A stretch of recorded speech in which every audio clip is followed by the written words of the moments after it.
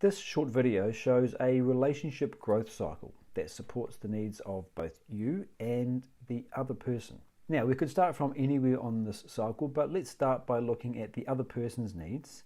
And so we ask the question simply, what do they need? I then link that need back to an action that I can take to support it. So I ask the question, how can I support this need? The next step is to think about what you need in order to make this behavior sustainable. So we're asking the question, what do I need? The cycle is then completed by likewise considering an action that the other person can take in order to support your need. So we're asking the question, how can they support my need? Here's an example showing the apparently competing needs of autonomy and connection, and how they can be supported by giving space and just talking.